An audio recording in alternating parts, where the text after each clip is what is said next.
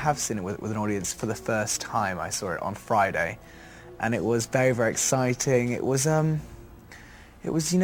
what I expected. It was far beyond, and I really, was really drawn into the world of Narnia, and I think Andrew did a wonderful, wonderful job at directing it.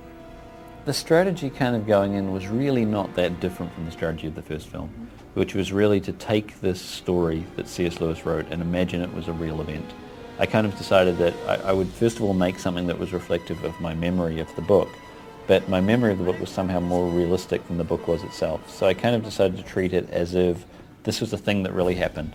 C.S. Lewis wrote a book for kids about it, and I was making a movie about the real event, and because of that it would have a little more depth, a little more texture, a little more scope. And I sort of tried to apply that to the last film and to apply it again on this film, but actually go a bit further in terms of the scope and depth and texture. I think we're really lucky actually that the four of us get on so well.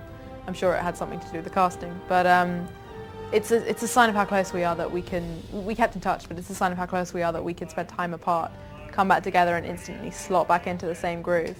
And we're actually secure enough in those relationships to include new people in that. I think we were all anxious to see who was going to play Caspian because we wanted it to be someone we liked and we wanted it to be someone talented. And Ben had a big task there, playing the title role and coming into an already formed community. But he really stepped up, and he's such a nice guy. He's got such a great sense of humour, and I think he's very talented. And we all loved him. He slotted right in there. Well, initially on the sides that I did for the audition, it said please prepare with a Spanish accent, and so I think the plan was to cast all Spaniards. But then they found these fantastic actors in Italy and Mexico, and my professor is played by a Flemish actor. So, I started off doing this kind of Spanish accent, and then with all these other nationalities that have been cast, I tried to kind of soften it so it would kind of sound a little bit like it could fuse all those different accents together because they were all talking in their natural speaking voices. So I think it worked out pretty well in the end. I wanted to keep it quite light so that it wasn't intrusive on the very English dialogue. It is a bit more of a boy's story. It starts with, a young prince escaping for his life and trying to reclaim his throne. There are battles and sorties and skirmishes mentioned throughout the book. It sort of gave me license to make this film a little more action-based. One of the things that I was very adamant about in the last movie was in the book, Susan is given a bow and arrow, and she's told by Father Christmas, these are for you, but I do not intend you to use them. You should let your brothers do the fighting. And I always felt like, well, if you just want to make the sandwiches, why don't you give her a plate and a knife and some butter? Why give her a bow and arrow? She needs to get to use them. It's so disempowering otherwise. So I mean, you can tell from Fiona and Shrek, you can tell from, I think, all the films, I believe in the empowerment of women. I have 2 daughters. I want them to grow up feeling empowered. It was really important to me that Anna got to kick some butt in this film. We talked to Douglas Gresham, who's one of our producers, and C.S. Lewis's stepson, about including Susan in the fight, but also kind of staying true to the spirit of the book. And it seemed only logical that if you had a skilled archer around and you were facing a force of thousands, that you'd probably need every hand you could get. So yeah, it was great. I got to be involved in some of the action sequences and really enjoyed it. I mean, I'm not just doing kind of over-the-shoulder archery stuff, I'm being a bit more creative with my bow.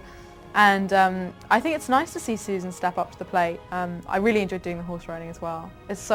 We had amazing horse trainers and beautiful Spanish horses, and that was really fun actually. It was really relaxing almost. I just had to throw myself right into it really, with jump on a horse and stay there for 6 hours until I could master whatever it is we were working on that day.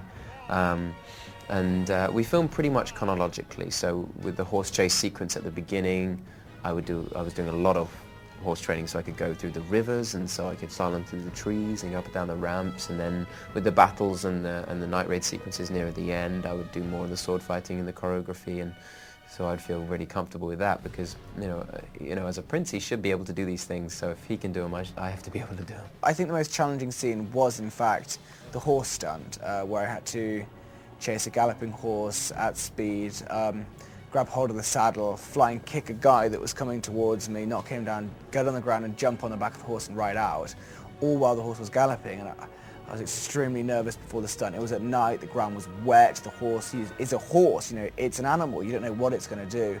So I just, luckily it was safe and it worked out, and that was definitely one of my biggest challenges physically. It's very creepy walking around a corner and being confronted with yourself on the side of a building. honestly, the only good piece of advice I've been given was by my younger brother, who said to me, but it's not you, bro. It's Caspian. Get over yourself. I was like, okay, fair play. I mean, I lead a pretty regular life at home. I've just finished my first year at university almost, and I don't really walk down the street with huge sunglasses and a big limo or anything. I'm pretty regular. I have a brother and sister at home who keep me in check, and yeah, and just sort of normal, really. I mean, these have been life-changing experiences in the sense that the experiences themselves are incredible. Being on set around such dynamic people and creating something which is so kind of extraordinary is an amazing thing to be part of. But in terms of fame and recognition, you know, I get stopped in the street sometimes, but it's not as though I can't go out and take the bus. You know, I haven't seen the first film for about 8 months. I haven't even seen it the whole way through for a good year or so. So I don't know, like it's actually interesting watching it back because it brings back all these memories. It's kind of like a video footage of, you know, all these amazing experiences we had. So, and we know, even watching the second one, I was like, oh yeah, that set was really, really cool. That location, oh yeah, I remember when that happened. So, you know, it's definitely fun to watch them back. What are you going to take, as far as I know, Dawn Trader's next, so how are you kind of gearing up for that? Well, I'm taking a back seat on that one. I'm producing but not directing. Okay. Michael Apted has already started. He's location scouting already. I will be as involved as he needs me to be and wants me to be, as involved as Georgie and Skander in particular want me to be.